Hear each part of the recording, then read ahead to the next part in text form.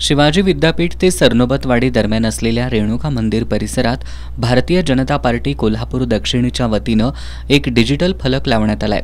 त्यावर दक्षिण प्रॉब्लेम असा मजकूर लिहित चुकीची माहिती छापण्यात आली आहे असा आरोप सरनोबतवाडी ग्रामपंचायतीचे पदाधिकारी आणि सदस्यांनी केलाय।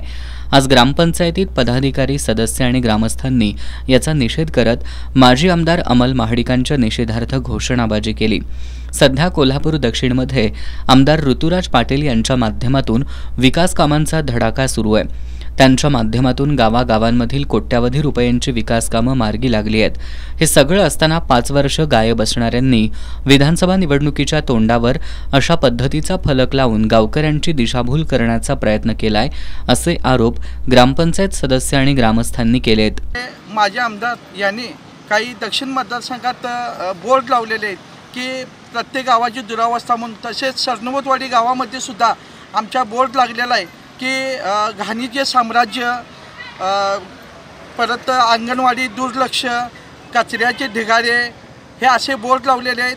आमच्या गावामध्ये कुठं त्यांनी घाण साचलेली आहे, कुठं ढिगारा आहे, हायवेकडेला कचऱ्याचा ढिगारा रोज येणार जाणारी माणसं टाकतात, तो आम्ही उचल करतो आठवड्याला।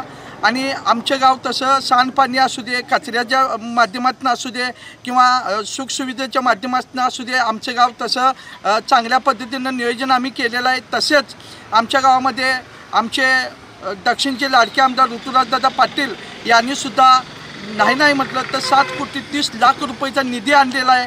प्रत्येक कॉलनीमध्ये रस्ते गटरचे काम चालू आहे आणि त्यांना हे काम दिसत नाही। ते म्हणतात की आमदारांनी निधी आणलेला गेला कुठं।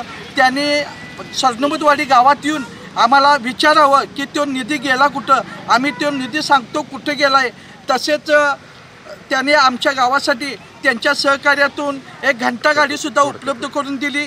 तसेच उजाई कॉलनी असेल, अमृतनगर असेल, तसेच पंचशील नगर असेल, गणेश पार्क असेल, अशा वेगवेगळ्या माध्यमातून वेगवेगळ्या कॉलनीमध्ये त्यांनी विकास कामांचा धडाका लावलेला आहे। सत्तेत नसतानासुद्धा त्यांनी इतकी चांगल्या पद्धतीनं कामं केलेली आहेत। आमच्या गावातच नव्हे तर दक्षिण मतदारसंघामध्ये ही कामांचा धडाका सुरू आहे आणि ह्या वैफल्यग्रस्त झालेल्या माझ्या आमदारांना हे दिसत नाहीत कामं, त्यांनी हे बोर्ड लावल्यात।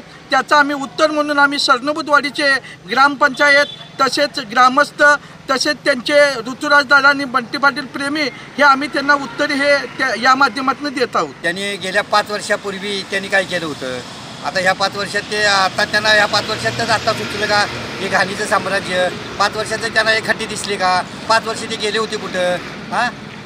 ऋतुराजदादांच्या माध्यमातून आम्ही 8,97,00,000 एक विकास कामं आमच्या गावामध्ये सुरू आहेत। सध्या पाईपलाईनचे काम सुरू आहे, रस्त्याची कामं सुरू आहेत, गटारीची कामं सुरू आहेत, स्मशानभूमी सुशोभीकरणचं कामचं झालेलं आहे।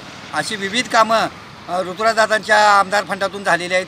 25-15च्या फंडातून केलेले आहेत। ग्रामपंचायतीच्या फंडातून नियोजन पद्धतीनं कामं आमची सुरू आहेत आणि नको त्या पद्धतीनं घेऊन या अशा चुकीच्या बोर्ड लावणं हे अतिशय घाणेरडी प्रवृत्ती आहे असं मला वाटतंय। आणि आम्ही सर्व ग्रामस्थ, सरनोबतवाडीचे सरपंच आणि ग्रामपंचायती सर्व आम्ही या गोष्टीचा निषेध व्यक्त करताय। यावेळी ग्रामपंचायत सदस्या योगिता अडसूळ, परसू माने, संतोष गजबर, सुनील कुंभार, महादेव सुतार, संतोष शिंदे यांच्यासह सतीश लाड, योगीराज अडसूळ आणि ग्रामस्थ उपस्थित होते।